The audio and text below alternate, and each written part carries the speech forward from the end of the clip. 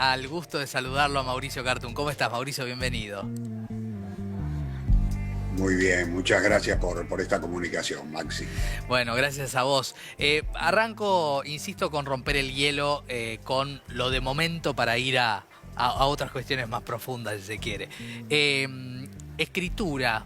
¿Cómo fue este momento? ¿Cómo es este momento de aislamientos, de pandemia, en tu trayectoria dramatúrgica y en tu trayectoria como escritor en general? ¿Cómo se da? De una manera curiosa, porque cuando intenté aprovechar la reclusión forzada de la cuarentena para seguir escribiendo algunos proyectos teatrales con los que estaba, lo que me di cuenta es que desaparecida la expectativa de estreno inmediata, se me enfriaban mucho los proyectos. Me di cuenta que funcionaba con esa expectativa. Claro, nunca me había faltado. Y en la carencia lo que me di cuenta es que no.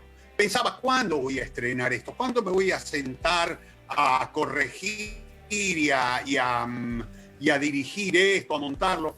Y entonces retomé una actividad que tenía cancelada desde hacía décadas, que era la escritura de narrativa. Abrí uno de esos formatos ya anacrónicos que es el blog, retomé ese formato y empecé a publicar allí, en principio publicar y difundir en redes sociales, primero un folletín por entrega, que se llamó Consuelo con K, si alguien lo quiere buscar. Durante meses, una vez por semana saqué un capítulo y luego, bueno, nada, quedé manija y seguí con la energía y me puse a escribir una saga más humorística, se llama Salo Solo, y son las aventuras de un sesentón de la colectividad judía que busca novia. Cada capítulo un intento nuevo de sexo del personaje. Qué gracioso. Bueno, está bien, ¿no? Porque el humor es un gran antídoto en este tiempo, y uno sabe que también es bueno buscar. Quiero ir un poquito al Mauricio Cartún dramaturgo, al autor que con obras como El Niño Argentino, como Ala de Criados, como Terrenal, etcétera, marcó, ¿no? Y marca hitos en la historia del teatro argentino. ¿Qué te pasa a vos como autor? Por ejemplo, Terrenal creo que fue la 8ª temporada la que abrió antes de que los teatros tuvieran que cerrar, ¿no? ¿Qué le pasa a un autor que tiene un éxito semejante en un tiempo en el cual los éxitos son a veces obras no de texto, no de vuelo, ¿no? Sino comedias baratas en lo que es la cartelera, quiero decir? ¿Qué le pasa a un autor? ¿Le cuesta escribir, más allá de la vis cómica, que por supuesto la hemos visto y disfrutado y es una gran obra también? Pero ¿qué te pasa? ¿Es como que te deja la vara muy alta o no te importa nada? No me importa demasiado, confieso. Al contrario, mira, va a sonar medio vanidoso, pero todas las puestas que yo hice tuvieron por lo menos 3 temporadas en cartel. Sí. Y todas en realidad bajaron por circunstancias exteriores al propio espectáculo. Bajaron no porque el espectáculo se haya agotado, qué sé yo. El Niño Argentino daba para seguir muchas temporadas, pero Maika Migorena se transformó de pronto en un tipo súper popular, empezó a ser un protagonista en televisión. Era imposible seguir con lo nuestro. Seguir al lado teatro independiente, era imposible. Exactamente lo mismo nos fue pasando con cada uno de los espectáculos. Daban para mucho más. ¿Qué sé yo? Digo, con Salomé de Chacra también teníamos para muchas temporadas, pero quedó embarazada Lore Vega. En el interín a Oski Guzmán lo llamaron para hacer Toc Toc. Bueno, son esas cosas contra las que uno no puede remar. En este caso lo que se dio es un equipo que, si bien se fue renovando, en todos los casos fue de gente muy remadora, con muchas ganas de hacer el espectáculo, con una pasión muy grande, con un disfrute muy grande de eso que hacen arriba del escenario, y que yo creo que es lo que se ve. No solamente talentosa, sino fervorosa con el espectáculo. Y esto lo sostuvo. Entonces, la verdad es que lo que yo comprendo es que esto de dirigir los propios textos tiene también algo de intentar otorgarle a estos textos una supervivencia. Yo me encargo de la producción, por ejemplo. Si salgo a buscar giras, Claro. porque esto produce, por un lado, una entrada económica, pero también, bueno, tiene que ver con el gusto, hasta ahora, naturalmente, del elenco, viajar. Hicimos a fin del 2019 una temporada en Madrid, una experiencia preciosa, ir, radicarse allá, hacer temporada. Bueno, la verdad es que digo, no me pesan los éxitos de los espectáculos, en todo caso porque el peso lo llevo en los hombros también, Claro. porque siento el esfuerzo que uno hace para que el espectáculo se sostenga. Claro, absolutamente. Y uno piensa también, ¿no? Cuando un dramaturgo escribe, cuando Mauricio Cartún concretamente escribe, ¿qué tiene que tener un personaje que vos estás poniéndole una letra, una acción, una etcétera, para que tenga la potencia de la vida, que en definitiva es existir en el teatro? ¿Tiene que tener algo en particular? Mira, en principio, yo te lo diría en dos, en dos partes. Digo, una formal, te diría, una teórica, y es el secreto, el tip de los buenos personajes suelen ser sus contradicciones.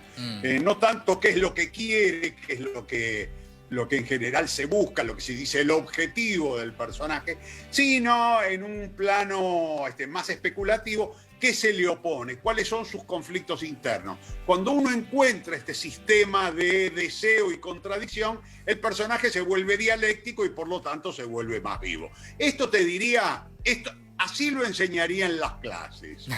En otro plano, yo diría algo más recóndito, algo más insólito, y es encontrar la voz, encontrarle la voz. Algo, a ver, que no tiene que ver solamente con cómo habla el personaje, sino, cuando me refiero a la voz, hablo de algo integral, cómo es, cómo se comporta, cómo habla, cómo se mueve. Cuando eso se instala dentro tuyo, hay como una especie de detonador automático, de gatillo, que cuando uno lo oprime, cuando uno lo hace estallar, cuando uno lo gatilla, aparece la voz, el comportamiento, las contradicciones se vuelven vivas. Bueno, eso es lo que uno espera, encontrar la voz, subirse a ella y viajar arriba de Claro. de esa potencia, de esa energía. Sí, pienso en un tiempo en el cual estamos hablando mucho de lo que pasa con la política, con las derechas crecientes y demás. Pienso en Terrenal, en ese debate, en ese mito de Caín y Abel, pero también esa postura de lo que, salvando detalles y otras nomenclaturas y demás, es un debate entre la izquierda y la derecha. ¿Podremos convenir eso? Sobre la tierra, sobre la propiedad de la tierra, sobre los oprimidos y los que oprimen. ¿Qué? Porque muchas veces pasa así con los autores, ¿no? ¿Qué te permitió entender sobre esa cuestión, escribir esa obra? ¿Y qué con el tiempo pudiste ver? Que también pasa a veces por la mirada de los otros, ¿no? Que el propio autor redescubre su propia creación. Mira, Terrenal, si bien nació como todos mis proyectos, de una imagen azarosa, de algo casual que se va desarrollando, eso que los que escribimos llamamos imagen generadora, el material que empieza a generar. Yo creo que terminé de entenderlo durante el inicio, durante el acopio, leyendo un libro precioso, que es un libro que se llama Los mitos hebreos, de Robert Graves, donde Graves habla de el mito de Caín y Abel como el de un enfrentamiento arquetípico entre dos grandes culturas, sedentario. Las tribus nómades, en realidad todo lo que tuviesen que cargar era un problema.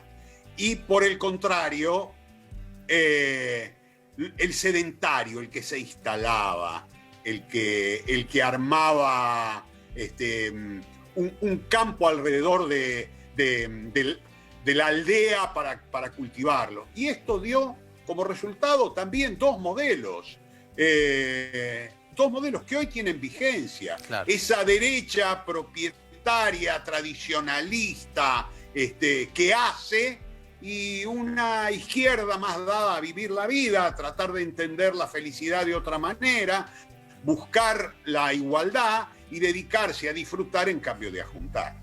Claro. Y además, reitero, antes que nada, repregunto, ¿redescubriste algo? Sí, sin duda. Mirá, a ver, nosotros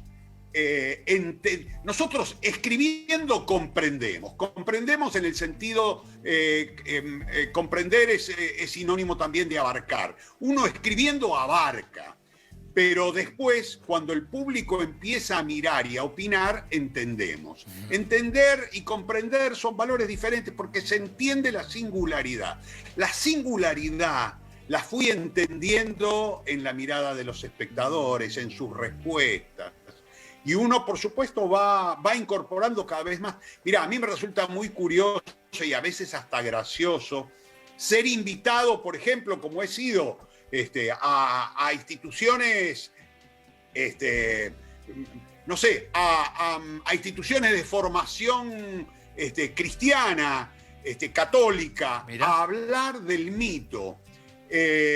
Wow. Poder hacerlo con curas, por ejemplo, discutir, y yo aceptando, manifestando y pensando, antes de escribir Terrenal, yo no sabía sobre esto. Es la propia obra la que me condujo a saberlo, escribir es una forma de la inteligencia en el sentido de que algunos tenemos inteligencia narrativa. Los que tenemos inteligencia narrativa, generalmente, como en mi caso, porque fallamos mucho en otras inteligencias, en la matemática, en la física, en ese caso, por ejemplo, uno lo que encuentra es ese devenir del relato en el que uno va comprendiendo a través de él. Escribir es una forma de pensar.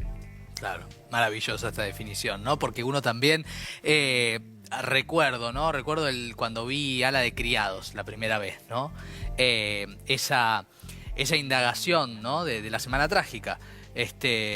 Y esa indagación también sobre los comportamientos opresivos y cómo al mismo tiempo hay algo que uno observa en tu obra, que es la condición, creo, indiscutible de la historia como una repetición. Hablo de la historia de los pueblos, la historia de la izquierda y la derecha, ¿no? La historia como una repetición permanente. Sí. A mí me apasiona la historia, no tanto en el plano, lo que sería el plano más científico, ¿no? La comprensión, sino la historia como creación de mitos. Yo creo que cada uno de nosotros mira el pasado, no en lo que el pasado ha sido, sino en el recorte significante que cada uno de nosotros hace de algún fragmento de ese pasado que le sirve para expresar lo que piensa de ese momento. Claro. Digo, yo, todo mi pasado, cuando yo pienso, qué sé yo, no sé, mi relación familiar con mis padres, mi infancia, no recuerdo la totalidad, recuerdo fragmentos. Yo creo que en la historia del mundo pasa exactamente lo mismo. La historia del mundo, tal como la vemos, es una recopilación de fragmentos significantes. Y a mí lo que me apasiona es encontrarlos y darle forma teatral. Creo que es una manera, es un soporte vivo del mito.